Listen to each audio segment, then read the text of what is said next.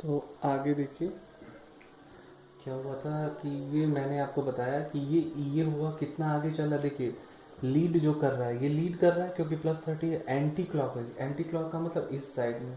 तो देखिए ये ईसी है, ईसी से ये कितना है, कितना आगे चल रहा है, एंटी क्लॉकवाइज में कितना चल रहा है, +30 डिग्री आगे चल रहा है। ठीक है, तो मैंने आपको बताया ईए और ईसी का बताया।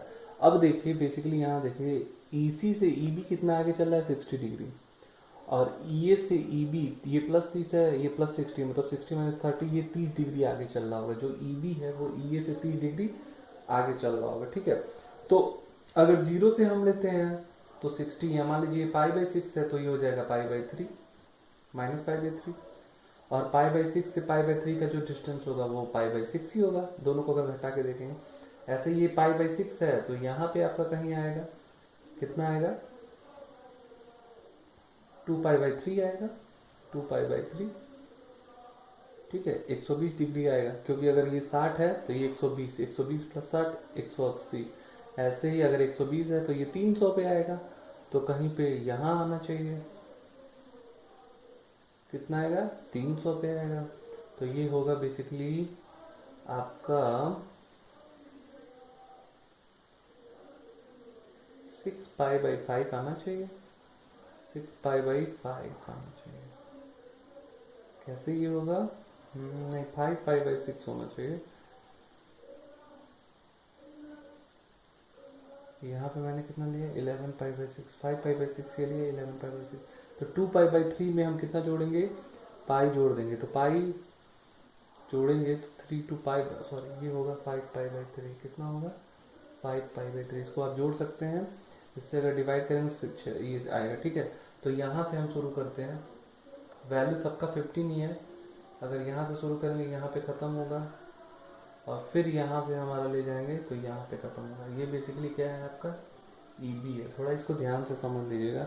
अब देखिए इसको ग्राफ से अगर मैंने बना तो दिया है, लेकिन आपको समझना पड़ेगा। इसको यहाँ से समझिए, यहाँ से भी कहीं से भी समझ सकते हैं। तो ये बेसिकली ईसी है, ईसी से इसकी जो बीच की डिग्री है वो 30 डिग्री है, ये भी कितना है, 30 डिग्री है। तो देखिए ईसी से ये 30 डिग्री आगे चल रहा है, ईसी से ये 30 डिग्री आगे चल रहा है, और यहाँ से ईए से जो ईबी है ये +30 है, ये +60, वो 60 - 30, 30 डिग्री आगे चल रहा है। अगर हम इसको दूसरे वे में लेंगे, इससे ये कितना चल रहा है, 60 डिग्री। तो जीरो से ये कितना चल रहा है, 60 डिग्री चल रहा है। ये कॉन्सेप्ट आप याद रखिएगा, नहीं समझ में आएगा तो एक बार और पूछ लीजिएगा। तो मैंने यहाँ पे इसी को रेफरेंस मान के ये सॉल्व किया। ठीक है, अभी देखो अगर इसी चीज को समझने की कोशिश करिएगा, सेम चीज को अब मैंने यहाँ पे ईबी बना दिया, क्या बना दिया, यहाँ पे ईबी बना दिया। वही जीरो, वही पाई, वही 2π, और ये क्या है, ईबी है। ठीक है, अब देखना ईबी अगर मैंने इसको बना दिया तो ईए और ईसी दोनों निकालना है। ठीक है, इसको समझिएगा, जो आपको आसान लगे, सब एक ही तरीका होता है।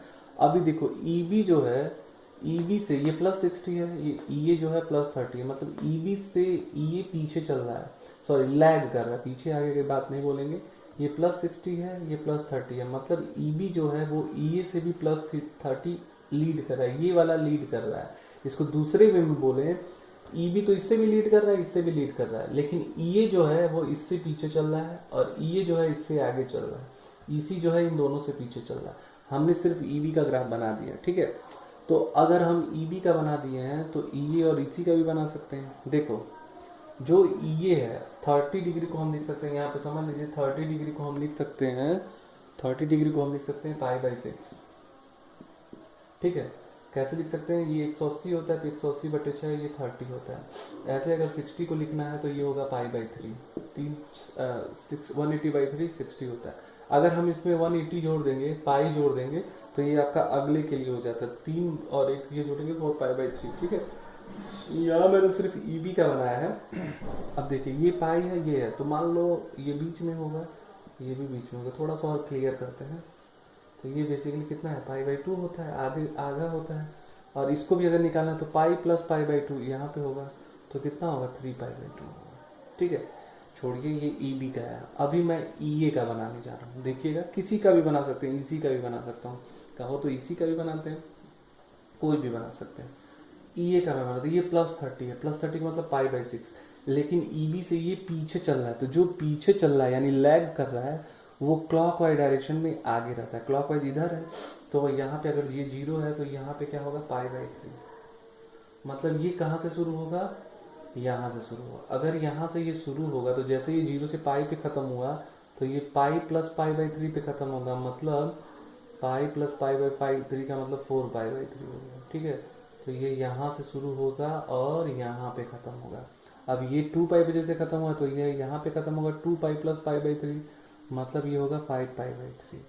तो यहाँ पे ये आया और यहाँ पे मैग्नीट्यूड तो तीनों का सेम है, तो ये क्या हो गया किसका, ये है एक्चुअल में ये है +30, समझ गए। ये π/2, ये π/3। अब इसमें अगर EC निकालना होगा तो ये 0 है, मतलब 60 से 0 अगर आगे चल रहा है तो यहाँ पे इसको लिखते हैं 60 को लिखेंगे हम π/3, सॉरी यहाँ पे ये मैंने 60 का ही बना दिया है, ये π/3 अगर है तो 60 ही है, यहाँ भी यहाँ, तो इसको हम लिख देते हैं डायरेक्टली EC लिख देते हैं, आसान हो जाएगा। इससे 60 डिग्री के पीछे चल रहा है तो ये कर दिया है, π/3 का मतलब 60 डिग्री होता है, ठीक है।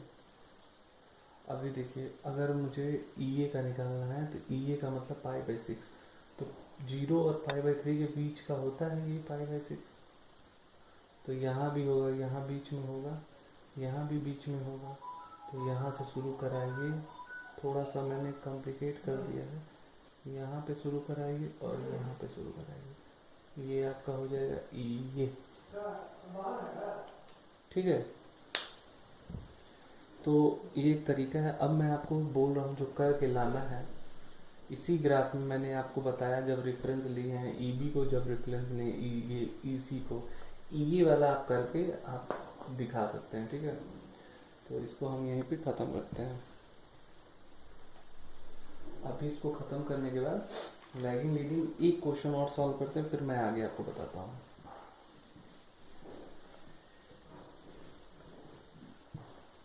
क्वेश्चन ये है कि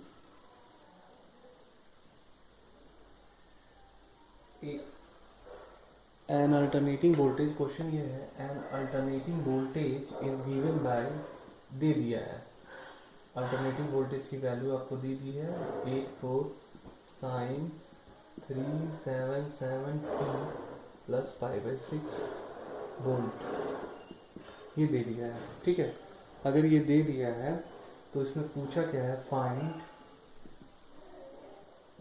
क्या निकालना है, maximum voltage omega F, phase angle, ठीक है। इतना सारा चीज आपको निकालना है और टाइम पीरियड भी निकालना है, ठीक, ये सारी चीजें निकालनी है। तो मैंने आपको इससे जस्ट पहले दिया है, कभी भी इस तरह का क्वेश्चन पूछे तो इसको कंपेयर कर देना चाहिए, V बराबर Vm sine omega T plus five से कंपेयर कर देंगे, ये है वोल्ट, ठीक है। अगर हम इसे कंपेयर करेंगे तो Vm का मान कितना आएगा 282.84 वोल्ट, ठीक है। W की वैल्यू कितनी आएगी, एक्चुअल में ओमेगा की वैल्यू, टोटल ओमेगा है तो ये 377 रेडियन पर सेकेंड, ठीक है। 5/6 यही तो 5 है, फेज एंगल कितना है 5/6, तो Vm निकल गया, ओमेगा निकल गया, फाई निकल गया। अब F निकालना है तो ओमेगा बराबर होता है फॉर्मूला 2π F, F बराबर ओमेगा बटे 2π, ये है आपका 377/2π, ये है हर्ट्ज हो गया। अब T की वैल्यू निकालनी है तो होता है 1/f, इसको लिख सकते हैं 2π/377 सेकेंड। तो इस तरह से ये सारे क्वेश्चन सॉल्व होते हैं, ये एग्जाम में आते भी हैं, इसको आप नोट कर लीजिएगा, ठीक है। अगर ये सब आप कर लेते हैं तो एक क्वेश्चन मैं आपको देता हूँ जिसको आप करके लाइएगा, ठीक है। क्वेश्चन इजी है, अगर आप कर पाएंगे तो मैं इस पर लिख देता हूँ। क्वेश्चन ये है an alternating voltage alternating voltage with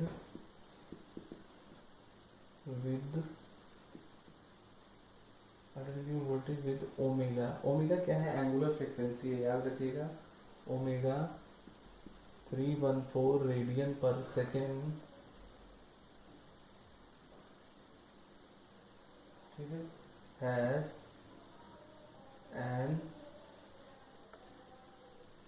N maximum value of